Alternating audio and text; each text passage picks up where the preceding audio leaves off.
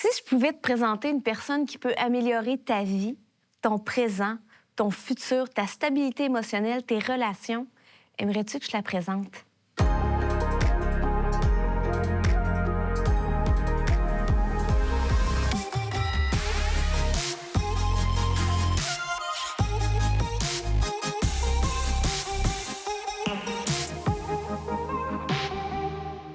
Bienvenue dans une autre émission de l'heure de la bonne nouvelle. On est dans notre série « Si seulement tu connaissais celui ». Et aujourd'hui, on est avec François et Samuel. Salut Valérie. Salut Valérie. Et notre thème aujourd'hui, c'est « Si seulement tu connaissais celui qui ne peut qu'améliorer ta vie ». Oui, inspiré d'un verset de l'Évangile selon Jean, Jésus a lui-même dit en Jean 8, verset 12, « Celui qui me suit ne marchera pas dans les ténèbres, mais il aura la lumière de la vie. » Ce qu'on veut regarder ensemble aujourd'hui, c'est le pragmatisme. C'est-à-dire l'idée qu'on suit quelque chose ou on croit dans quelque chose seulement parce que ça marche. Et on va se poser la question ensemble, est-ce que les chrétiens sont chrétiens seulement parce que ça fonctionne pour eux? Je ne sais pas pour vous, vous à la maison aussi, est-ce que vous avez déjà entendu ce présupposé-là chez les Québécois? Moi, je l'entends souvent. Vous êtes chrétien, c'est un peu comme un placebo pour vous. Hein? Ça fonctionne. Je sais pas, ça vous rajoute une petite dose d'espoir dans votre café le matin, ça vous donne un petit bonus au quotidien, un petit peu plus de joie. Mais après, si c'est vrai, ça vous intéresse même pas, ça, comme question, là, tu sais.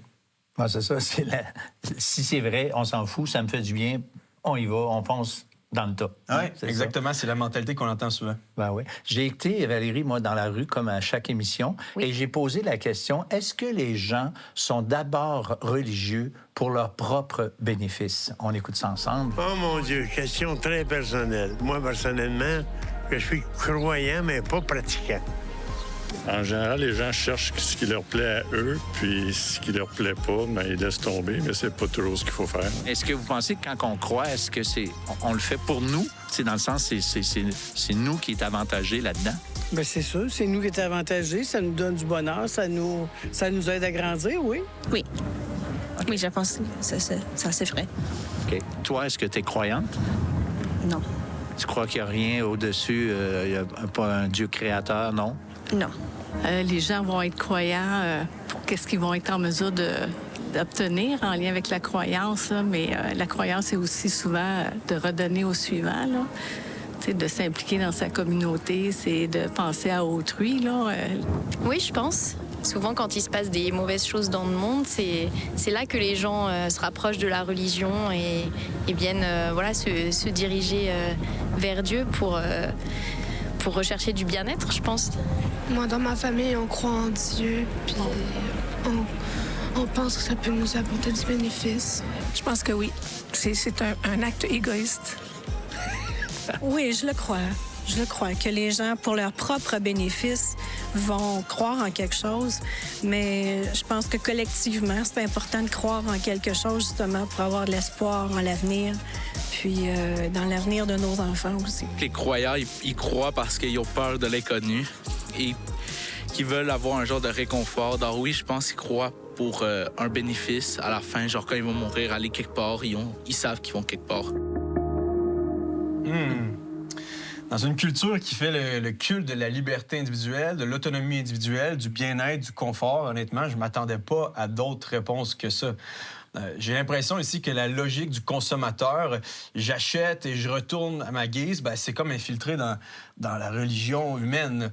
Si ça fait du bien, si ça apporte des bénéfices, on fonce. Sinon, à la limite, on change de Dieu, change de religion, change de prière, change au niveau pratique pour avoir des meilleurs résultats. On est dans une logique de profit, d'économie. Moi, je pense que Platon et Socrate se retourneraient dans leur tombe d'entendre des vox pop comme ça. Pas une personne qui demande est-ce que c'est vrai? C'est-tu réel? La vraie question, c'est ça. Je veux dire, si tu crois à n'importe quoi, ça te fait du bien, c'est-tu bon en soi? Mais là, si t'es dans le champ, ça n'a pas de bon sens. Moi, je trouve qu'il y a quelqu'un qui a parlé d'égoïsme dans le Vox Pop.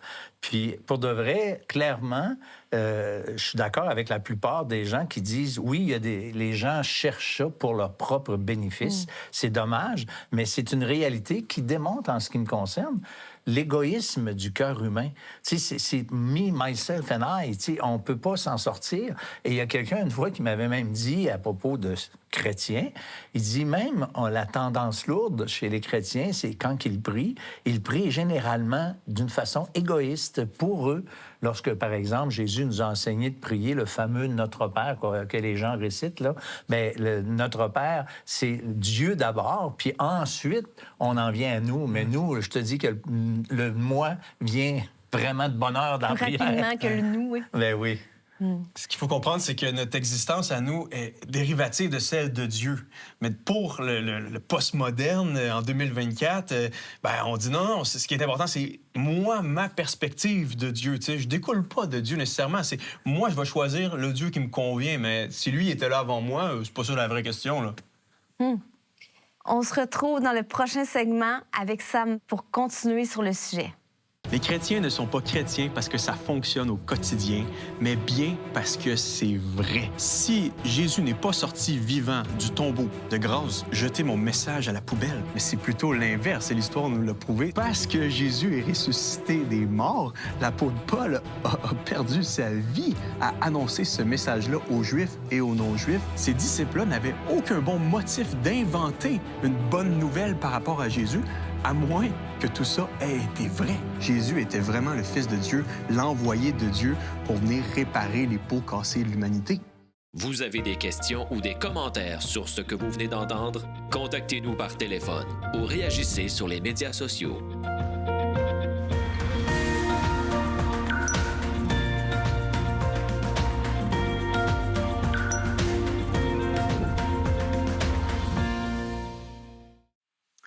Est-ce que les chrétiens sont chrétiens parce que ça marche?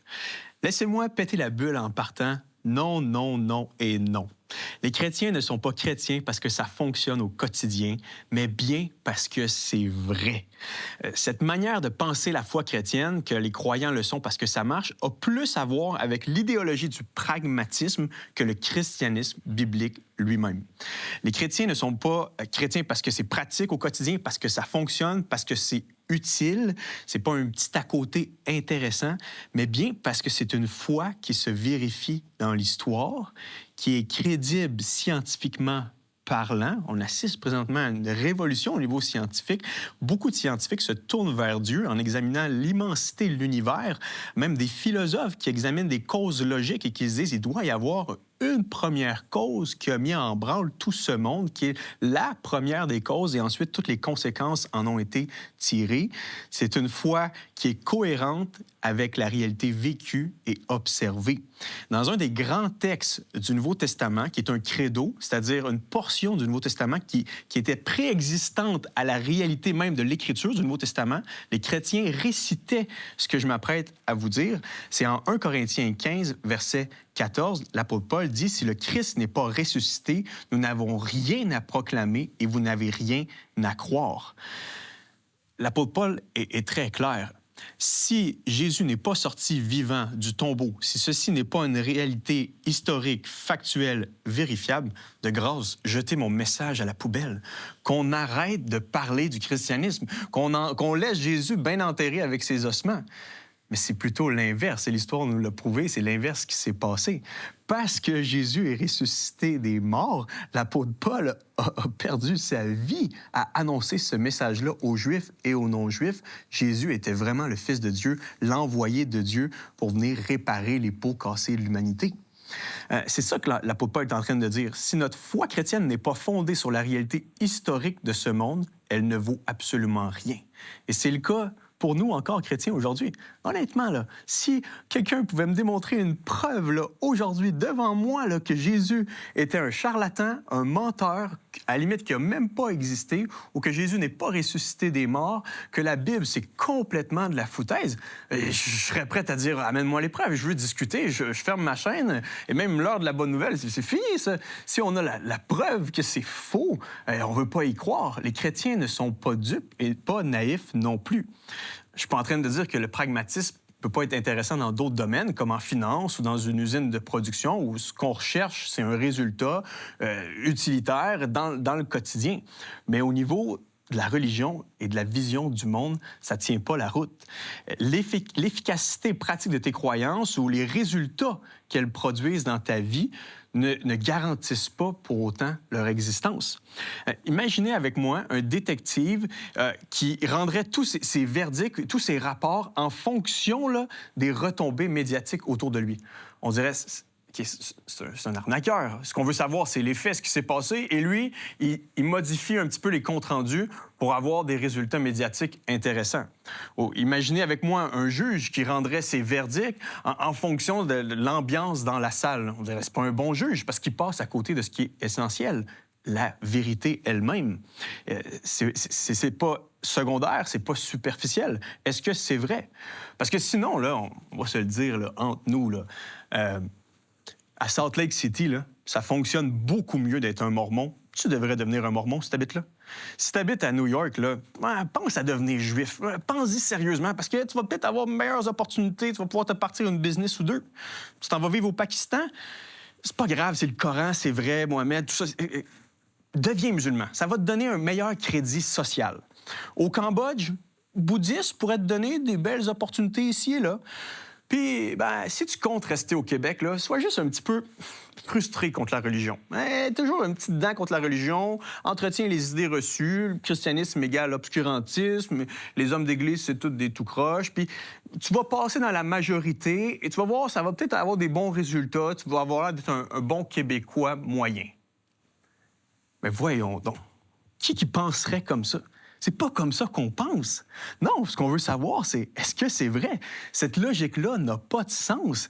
C'est comme si moi, là, en tant que papa de famille, j'ai 2 jeunes enfants, je suis chrétien et c'est comme si j'avouais aujourd'hui que, moi, là, mes enfants, je leur enseigne les vérités chrétiennes parce que, écoute, c'est dans la famille. Ou non, mieux que ça, c'est une tradition à perdurer. Oh, non, mieux que ça. Mes enfants, je leur enseigne une vérité chrétienne qui les rend plus dociles, plus obéissants. Fait au quotidien, c'est juste plus agréable. Vous me traiteriez d'hypocrite. Vous me diriez, c'est croche ton affaire, parce que ce que tu veux juste, c'est obtenir un résultat et non pas savoir si ce que tu enseignes comme vérité à tes enfants, c'est vrai ou pas. C'est justement la véracité d'une proposition, d'une idée qui devrait nous intéresser d'abord et avant tout. Et vous savez quoi? Les premiers chrétiens là, n'en avaient rien à faire du résultat pratique. En fait, si les premiers chrétiens avaient regardé 1 seconde au résultat pratique, ils auraient cessé d'être chrétiens. Parce qu'on se ramène dans l'Empire romain, je veux dire, sur le plan social, d'abord, les apôtres étaient largement méprisés des Juifs et des Romains. Sur le plan financier, les premiers missionnaires de l'Évangile ont fait le choix de la pauvreté. On voyageait pauvres un peu partout dans l'Empire pour annoncer l'Évangile. Ils vivaient en communauté, ils étaient obligés de se mettre les biens en commun les uns avec les autres. Sur le plan politique, les premiers chrétiens étaient une menace pour l'empereur qui considérait que ces chrétiens-là avaient une allégeance plus forte envers le Christ qu'envers César. Donc, ces disciples-là n'avaient aucun bon motif d'inventer une bonne nouvelle par rapport à Jésus, à moins que tout ça ait été vrai et que ces gars-là aient éprouvé l'urgence de le communiquer au reste du monde. Et c'est ce qui s'est passé. C'est parce que c'est vrai que ces apôtres-là se sont dit... On ne peut pas se taire. On ne peut pas garder cette bonne nouvelle pour nous. Le Dieu créateur, le Dieu éternel, le Dieu tout-puissant a fait quelque chose dans l'histoire des hommes, puis on est obligé d'annoncer au reste du monde. Ça y est, on peut être réconcilié avec lui grâce à l'œuvre parfaite de ce Jésus-là de Nazareth à la croix. Ça les a propulsés. Puis je parle des avantages d'être chrétien dans le temps, mais encore aujourd'hui, là, ça ne m'a pas offert beaucoup d'avantages. Si on regarde juste au niveau pratique, là, les avantages directs là, d'être chrétien, là, premièrement, on est très souvent contre-culturel. On ne pense pas comme la majorité des gens autour de nous. On cherche la justice même quand ça nous coûte quelque chose. Moi, je me suis fait moquer pour ma foi, je me suis fait niaiser, j'ai perdu des emplois parce que je me suis dit chrétien. Je me suis fait traiter de tous les noms, misogyne, transphobe, phobie de tout. Je me suis fait traiter d'à peu près tous les noms parce que je me suis affiché pour Jésus. Être chrétien, là, c'est souvent beaucoup plus tough et difficile publiquement que de juste passer dans la masse, puis dire que tu es athée ou à la limite agnostique. Mais il n'y a pas vraiment de réconfort direct. Il y en a, on va le voir après la pause, mais si tu cherches le profit, la notoriété, l'influence ou même le succès comme le monde le conçoit, le christianisme, je vais te le dire, là, c'est peut-être ta pire option. Essaie de regarder ailleurs. Parce que je veux juste peut-être vous rappeler la fin de l'histoire. Jésus est mort, crucifié sur une croix. Si notre Sauveur avait eu une logique pragmatique dans son esprit, écoutez, il aurait fait venir les légions d'anges, il aurait fait une révolution avec les zélotes, il aurait gagné le parti au pouvoir, puis il aurait délogé Ponce Pilate. Et Jésus n'avait aucun égard pour un résultat pratique immédiat. Jésus l'a dit devant Ponce Pilate, « Moi, je suis venu dans ce monde pour rendre témoignage à la vérité. Quiconque écoute ma voix, entend ce que je dis, vient à la vérité. » Jésus était en train de dire à l'humanité entière, si honnêtement, de tout ton cœur, de tout ton être, tu as envie de connaître la vérité là, avec un grand V, creuse, puis tu vas voir, tu vas arriver face à face avec moi. Et parce que je suis vrai, parce que je suis le seul et unique vrai Dieu, eh bien, ça marche. Et c'est ce qu'on va voir ensemble après la pause. Puisque le christianisme est vrai, il n'y a pas une religion qui marche autant que ça. L'heure de la bonne nouvelle, en collaboration avec le Messager chrétien, vous offre gratuitement le livre de réflexion quotidienne La Bonne Semence. Pour en recevoir un exemplaire, écrivez-nous à l'heure de la bonne nouvelle, casier postal 33012, comptoir postal Thibault, Trois-Rivières, Québec. G8T 9T8. Vous pouvez également nous joindre à info@hbn.ca ou par téléphone 1-866-509-1319. Mais là, Sam, ça marche-tu ou ça marche pas? Oui, ça marche, le christianisme, mais précisément parce que c'est vrai. Il n'y a rien dans la vie de plus pratique que d'avoir une bonne théorie. Et parce que Dieu est le Dieu réel, le Dieu véritable, le Dieu de l'humanité, eh bien, c'est réellement un véritable bénéfice pratique qu'on peut avoir en tant que croyant dans nos vies. C'est quelque chose de solide. C'est genre, moi, souvent, depuis que je suis toute petite, que je marche avec Dieu, puis les gens, j'ai souvent entendu dire « Ah oui, mais vous autres, les chrétiens, vous avez besoin d'une béquille. » Puis mon garagiste, une couple de semaines, il est venu me voir, puis il était un peu gêné. « Je veux pas t'offusquer, là, mais moi, je pense que les chrétiens, là, c'est parce qu'ils ont besoin d'une béquille.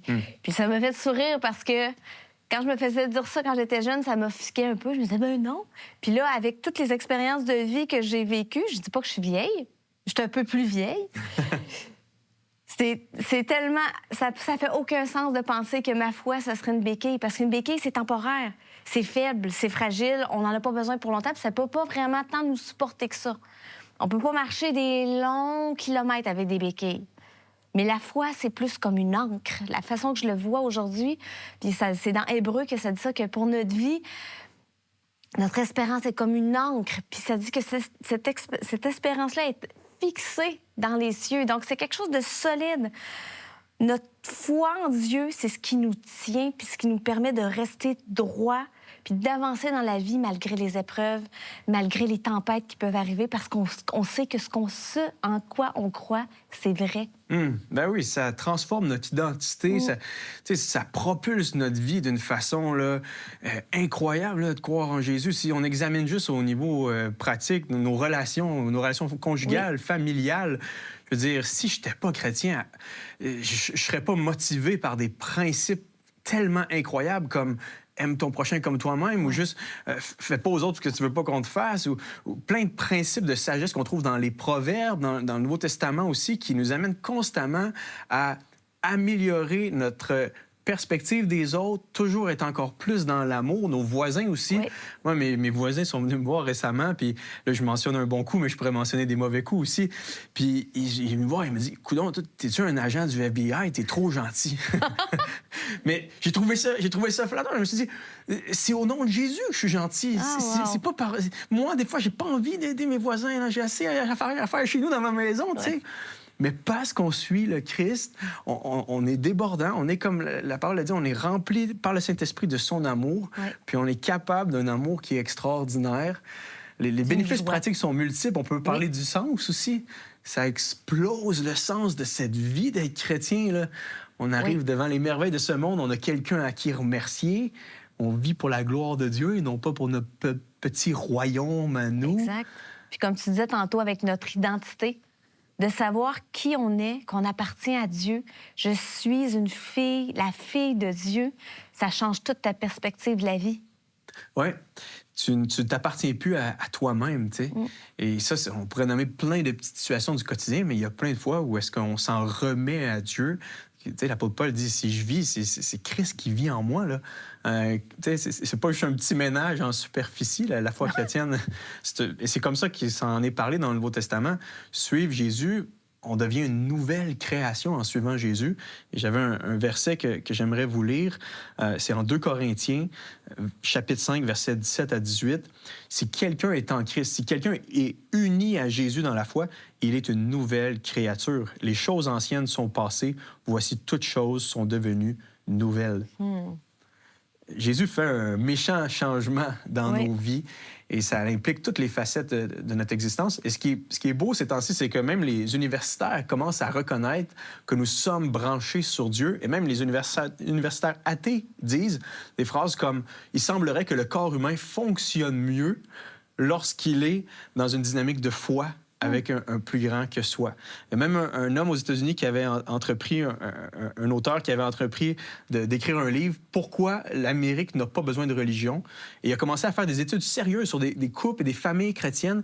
Et finalement, il a changé le titre de son livre « Pourquoi l'Amérique a besoin de la religion chrétienne ?» Parce qu'il s'est rendu compte que les familles chrétiennes étaient en beaucoup meilleure santé, pas parfaite, mais beaucoup meilleure santé, que le taux de natalité chez les adolescentes était plus petit, que le taux de criminalité, de suicide, de drogue, de consommation était beaucoup plus faible.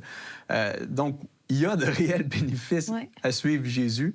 Je le crois, ça fait du sens parce que quand on a une vie, une communion avec Dieu, on prend le temps de prier. On prend le temps de lire la Bible, mais on ne fait pas juste la lire, on l'écoute.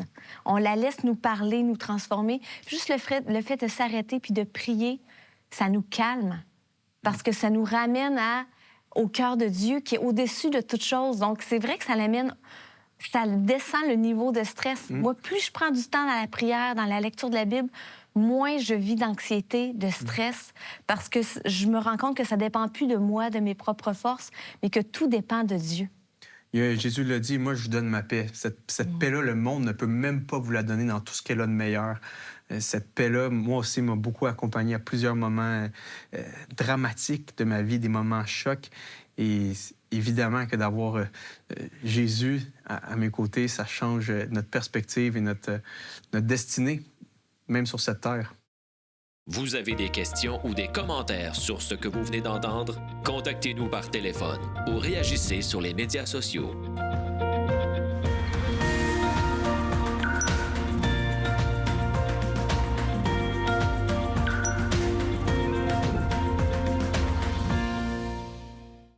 Le site web de l'Heure de la Bonne Nouvelle vous permet de voir les émissions de la série en cours et de visionner celles des années précédentes. Dans la section Liens utiles, nous identifions plusieurs liens Internet donnant accès à du contenu évangélique de qualité. On y retrouve une tonne de moyens concrets pour vous aider à poursuivre et enrichir vos réflexions.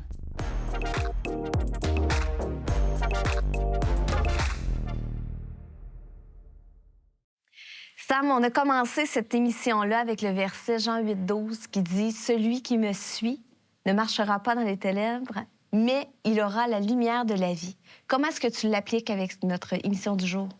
Excellente question. Je pense que la portion vraiment importante à retenir, c'est « celui qui me suit ». Parce qu'une des tentations, peut-être, à la suite de ce qui vient d'être dit, c'est de dire, bon, OK, ben moi aussi, je veux pigmenter un peu ma vie, je veux avoir des meilleures relations, une meilleure identité, plus de paix dans des situations tragiques, puis, ben oui, je vais essayer Jésus pour avoir ce petit bénéfice-là pratique. Mais la réalité, c'est que c'est en suivant Jésus de tout notre cœur, en plaçant notre confiance en lui, qu'on obtient les bénéfices. Si on est là de manière un peu hypocrite ou juste pour récupérer, puis au fond, se façonner un petit Dieu pour nous, on manque la cible, je pense. Jésus, c'est le seul influenceur qui se promenait en Israël puis qui disait « Toi, suis-moi ». Puis il donnait pas de raison, il donne pas un petit bonbon. Jésus est son propre argument et de le reconnaître en tant que Fils de Dieu, mort et ressuscité pour nos péchés, c'est suffisant. C'est ce qui devrait nous amener à le suivre et la lumière de la vie va suivre ensuite. Puis même, honnêtement, tu sais, quand Jésus il parlait aux gens, il disait, oui, des fois à certains, comme Matthieu, viens et suis-moi, tu sais. Mais il a dit à certaines personnes, tu as-tu pensé comme il faut? Tu sais, un gars qui part à la guerre, il check ses effectifs. Un gars qui veut construire une tour, bien, il vérifie s'il y a assez de sous pour aller jusqu'au bout, pour pas avoir l'air d'un clown. Mais je veux dire, Jésus, moi, il y a un texte biblique qui m'a tué lorsque j'ai entendu l'Évangile. De la même façon que je t'ai spirituellement tué. Dans le sens que je m'aurais achevé par rapport à ma résistance, ou même, tu sais, j'avais un désir de me tourner vers Dieu. Je voulais avoir la vie éternelle, je voulais être de son bord, OK? Tu sais, je savais que c'était ça le bon bord, mais je connaissais pas l'Évangile comme je la connais aujourd'hui. Forcément, j'ai pas été élevé dans un contexte évangélique avec une Bible ouverte devant moi. Alors, le verset, moi, qui m'a vraiment, comme dit, tué, rachevé, c'est Jésus, il dit, celui qui veut venir après moi, c'est dans Matthieu, plutôt, chapitre 16 et verset 23-25, dans ces eaux-là, il dit, celui qui veut venir après moi, qu'il renonce à lui-même, qu'il se charge chaque jour de sa croix et puis qu'il me suive. Puis il dit, quiconque voudra sauver sa vie la perdra, puis quiconque perdra sa vie à cause de moi ou de l'Évangile, il va la trouver. Alors moi, là, j'ai comme compris, là, il y avait un méchant chèque à faire. Oui, c'est ça. Je veux dire, on n'est pas dans le bonbon, là. Ben là, c'est ça. Moi, là, je voulais Dieu, mais je voulais aussi ma vie. Je voulais faire, mais tu sais, j'avais des projets. Tu sais, j'avais 16 ans, tu comprends? J'avais la vie devant moi. Puis, à un moment donné, Dieu m'a parlé fort, tu sais. J'ai pas entendu de voix, rien, ni vu d'hallucination, mais c'était tellement concret que j'ai dû, à un moment donné, livrer, monter mon drapeau blanc, tu sais, dire, Seigneur, c'est correct, prends ma vie, tu sais, je l'abandonne, tu sais, j'étais comme plus capable de résister. Tu sais, j'aime à penser que Jésus, tu sais, il m'appelait, puis tu sais, c'est ses mains percées qui étaient tournées vers moi. Comme aujourd'hui, peut-être, chacun d'entre vous, vous voyez ces mains qui sont tendues vers vous pour recevoir ce Christ. Il fait pas pitié, il est pas dehors, là, tu sais, puis il a froid. Il veut que vous veniez à lui, que vous renonciez à vous-même et que vous le suiviez, que vous croyiez dans la bonne nouvelle de l'Évangile d'un Christ mort et ressuscité pour nous. C'est ça, l'Évangile. C.S. Lewis a dit, ce que tu dis me fait penser à une citation de C.S. Lewis qui dit, si tu veux absolument gagner cette vie, puis vivre pour cette vie, tu vas la perdre et tu vas perdre l'éternité aussi. Mais par contre, si tu renonces à ta vie, si tu suis Jésus, tu vas gagner la vie présente et la vie future. Mais il faut laisser notre égoïsme sur la table puis dire, Jésus, je vais te suivre, peu importe. Exact. Mais on ne regrette jamais. Non. Je connais personne qui s'est vraiment converti au Seigneur, qui a renoncé à tout. Parce que le Seigneur aussi a des récompenses. Le Seigneur, il bénit. Tu sais, je veux dire, c'est pas juste une vie catastrophe là, qu'il nous invite à faire. Mais il y a un prix à payer, effectivement. Puis c'est lui qui doit être le maître. Merci. Merci d'avoir été avec nous encore une fois. Ça a été une belle émission. Puis on se retrouve la semaine prochaine pour une autre émission de l'Heure de la bonne nouvelle. C'est intéressant de voir combien peu les gens veulent penser à la mort. Mais c'est pas parce que tu y penses pas que ça va pas arriver. Et l'idée, c'est que ça peut arriver n'importe quand. La véritable question, c'est qu'est-ce qu'il y a après la mort? Et surtout, est-ce qu'il y a une façon de vivre pour toujours? La promesse de Dieu, c'est que nous pouvons ressusciter aussi avec lui et vivre avec lui pour toujours.